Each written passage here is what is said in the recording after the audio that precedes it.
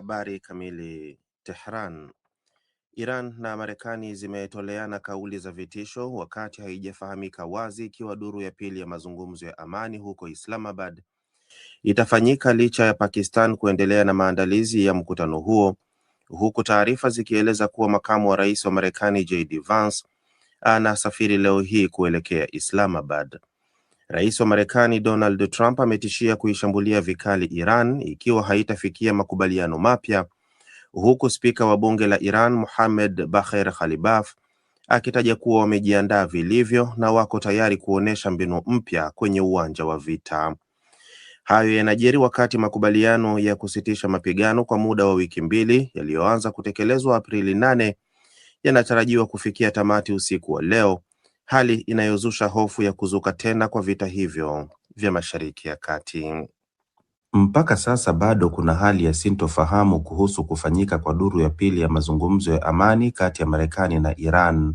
Mapema leo, Rais wa Marekani Donald Trump ametoa kauli zinazokinzana kuhusu mzozo huo, akianza kwa kusema kuwa hana haraka ya kuvimaliza vita hivyo, huku akitaja pia kuwa na imani kwamba mazungumzo ya Islamabad yatafanyika.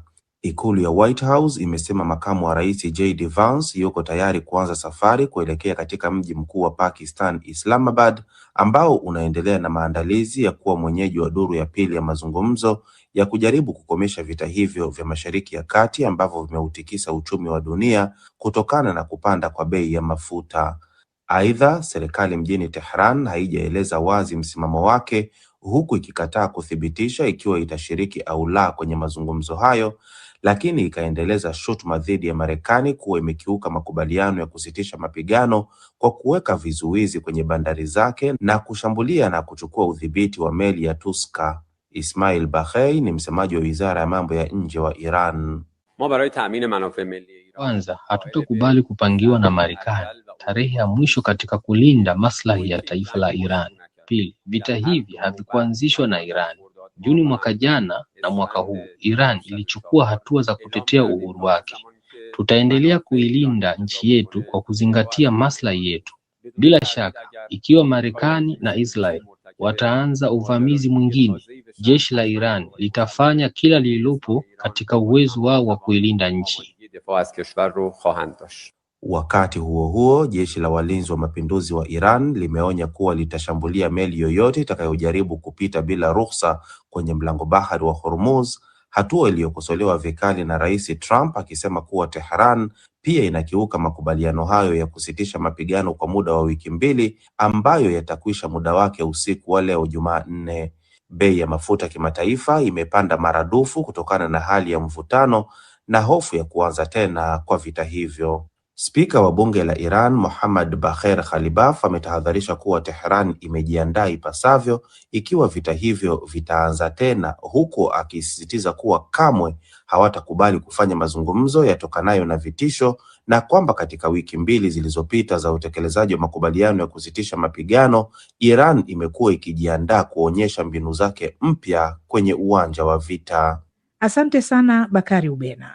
Wanadiplomasia wenye tajiriba wametahadharisha kwamba washirika wa Marekani kutoka Ulaya wanahofia kuwa wajumbe wasiokuwa na tajiriba ya kutosha kidiplomasia wa Marekani wanasaka mkataba wa haraka na Iran unaogonga vichwa vya habari, lakini ambao unaweza kusababisha mtafaruku zaidi badala ya makubaliano halisi yanayoweza kusuluhisha matatizo ambayo yamekita mizizi. Taarifa zaidi na John Juma kwenye uchambuzi ufuatao. Hofu ya wabobezi hao wa kidiplomasia ni kwamba kiu ya Washington kupata ushindi wa kidiplomasia kwa Rais Donald Trump inaweza kukwamisha makubaliano muhimu kuhusu mpango wa nyuklia wa Iran na kuondolewa kwa vikwazo, kisha ijikute ikipambana kwa miezi au miaka kupitia mazungumzo tete ya baadaye. Mwanadiplomasia mmoja wa ngazi ya juu wa Ulaya aliyezungumza na shirika la habari la Reuters amesema wasiwasi si kwamba hakutakuwepo makubaliano, bali ni kwamba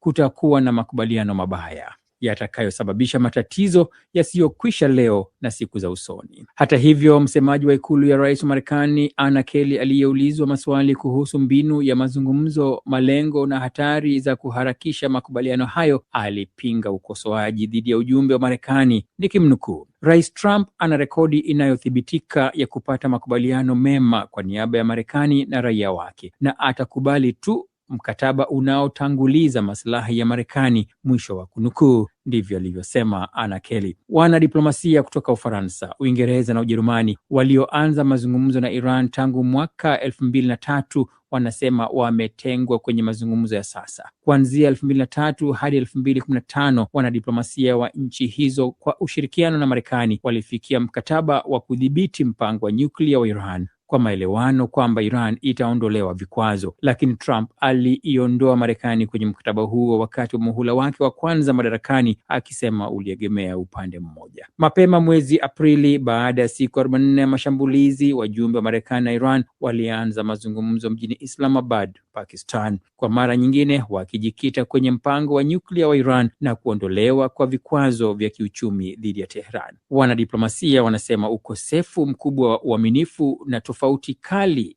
ya mbinu ya majadiliano vinazidisha hatari kwa mazungumzo hayo tete, na hakuna upande wowote utakaoweza kustahimili kisiasa. Federica Mogherini aliyeratibu mazungumzo kuanzia mwaka 2013 hadi 2015 amehoji kwamba ikiwa iliwachukua miaka 12 na kazi nyingi ya kiufundi, je, ni nani anaweza kufikiri kwamba makubaliano muhimu kuhusu masuala hayo tete yanaweza kufikiwa ndani ya saa 21? Wanadiplomasia wanasema makubaliano yasiyo kamili yanaweza kufikiwa yakijikita kwenye nyuklia na uchumi. Hata hivyo, wameonya kuwa kipengele cha nyuklia bado ndicho chenye utata mkubwa zaidi. Kwa sasa mazungumzo yamelenga akiba ya kilo 440 ya urani ya Iran iliyorutubishwa kwa 60%, ambayo inaweza kutumika kutengeneza silaha za nyuklia ikiwa zitarutubishwa zaidi. Miongoni mwa mapendekezo ni shirika la atomiki la Umoja wa Mataifa kusimamia akiba hiyo au kusafirisha sehemu ya akiba hiyo hadi nchi nyingine kuzisimamia, huku Uturuki na Ufaransa zikitajwa miongoni mwa nchi zinazoweza kupokea shehena hizo. Barabara kabisa. Taarifa hiyo umeipokea kutoka kwa mwenzangu John Juma. Luxembourg. Mawaziri wa mambo ya nje wa Umoja wa Ulaya watakutana hivi leo kujadili kuhusu mzozo wa Mashariki ya Kati pamoja na uungwaji mkono kwa Ukraine inayoendelea kukabiliana na uvamizi wa Urusi. Mawaziri hao watampokea kwa mazungumzo huko Luxembourg waziri wa mkuu wa Lebanon Nawaf Salam, atakayeelezea hali ilivyo nchini mwake kufuatia mzozo na Israel, huku wakizungumza pia kwa njia ya video na mwenzao wa Ukraine Andriy Sybiha. Wanadiplomasia hao wakuu wa Ulaya wanatarajiwa pia kujadiliana kuhusu vita vya Iran na athari zake pana za kikanda, ikiwa ni pamoja na mvutano unaoendelea katika mlango bahari wa Hormuz. Katika ajenda kuna pia mchango wa EU katika mchakato wa amani kati ya Armenia na Azerbaijan pamoja na hali ilivyo nchini Georgia. Berlin. Shirika la kimataifa la Amnesty International limesema Ujerumani na mataifa mengine ya Ulaya yanachangia kuzidisha kudorora kwa haki za binadamu duniani, huku mpangilio wa kimataifa unaozingatia sheria ukidhoofishwa na mataifa kama Marekani, Urusi na Israel. Katika ripoti yake ya kila mwaka, shirika hilo la kimataifa la kutetea haki za binadamu limesema mwaka jana kumeshuhudiwa viongozi wa kisiasa kama rais wa Marekani Donald Trump, wa Urusi Vladimir Putin na waziri mkuu wa Israel Benjamin Netanyahu, miongoni mwa wengine wengi, wakitaka kuwa vinara wa kiuchumi na kisiasa kwa kutumia uharibifu, ukandamizaji na vurugu. Amnesty imeyalaumu mataifa hasa ya Ulaya kwa ukimya na kutochukua hatua, ikiwemo kuchukua tu hatua hafifu za kutuliza hali ya mambo badala ya kukabiliana ipasavyo na wababe hao wanaokandamiza wengine, huku uvamizi wa Marekani huko Venezuela na Iran ukitajwa katika ripoti hiyo. Ni taarifa ya habari za ulimwengu kutoka DW mjini Bonn. Kinshasa. Wanajeshi wa Jamhuri ya Kidemokrasia ya Kongo wakishirikiana na wenzao wa Uganda walifanikiwa wiki iliyopita kuwaokoa raia wasiopungua 200 wakati wa operesheni kwenye kambi ya wanamgambo wa itikadi kali mashariki mwa DRC.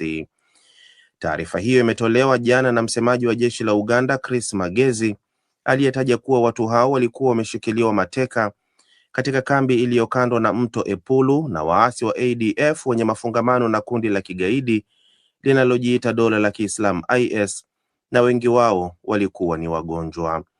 Kulingana na Umoja wa Mataifa, ADF imewaua maelfu ya raia mashariki mwa Kongo tangu mwaka 2014, huku ikihusika pia na utekaji nyara wa idadi kubwa ya raia na kuwalazimisha mateka wa kike kuolewa na wapiganaji.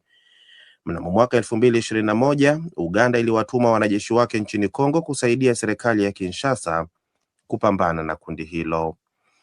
Na hatimaye Malabo, kiongozi wa kanisa Katoliki duniani Papa Leo wa 14 anasafiri hivi leo kuelekea Guinea ya Ikweta, kituo cha mwisho cha ziara yake ya siku 10 barani Afrika.